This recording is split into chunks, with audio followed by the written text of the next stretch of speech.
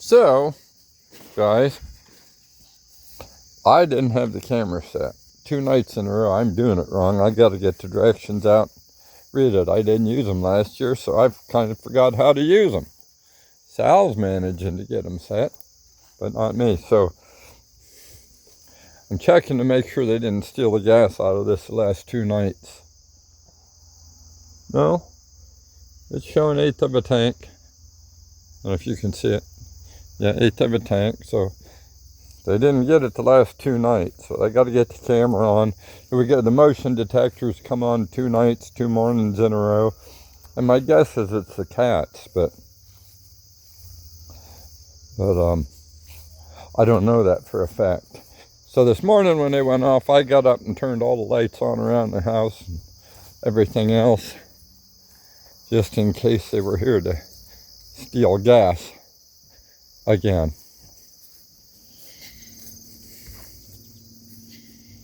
So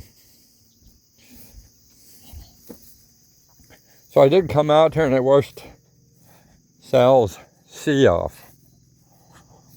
You know, I bought this Allis-Chalmers C for him 2 years ago. And it's a nice little tractor. I bought it off of the Fish and Game Club. And they gave me a really good price on it. I offered him a price and he said, how about $100 less? And I said, sold. So anyhow, great tractor, 6-foot wood deck on it.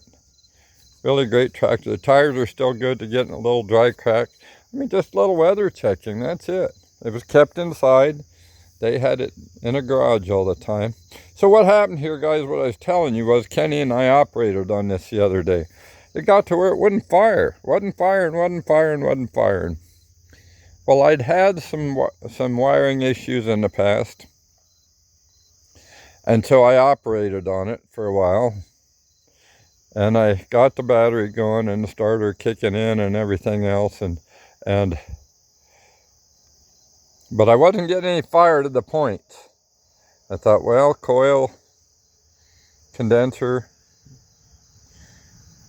or kill switch. It had a kill switch on it. Well, the wire went bad on the kill switch and the end came off and I just rigged it up, you know. So anyways, wasn't working. So Kenny came over and we spent a couple hours isolating this down. I put a brand new, no I didn't, excuse me. We couldn't get spark to the points no matter what. So I pulled this coil off of that Ferguson over there. And we put it on, the same deal. No spark. So we've narrowed it down. It's between the starting switch and the coil. Kenny said, what would happen if you crossed them 2 wires? And I said, it'd start. Be just like, you know, hot wiring it. And he goes, why don't you take them off and touch them together? And I did. And he pushed on the points and he goes, now we got fire.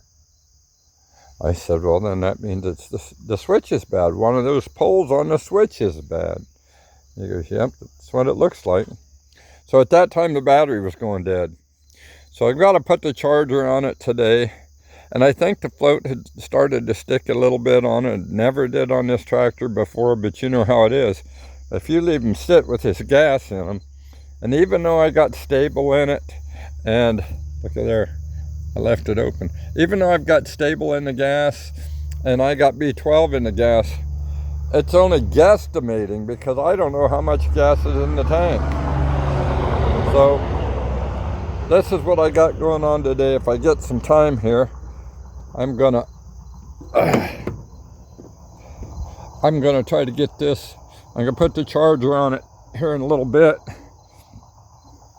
and try to get it charged up enough to get it running. Guys, I can't.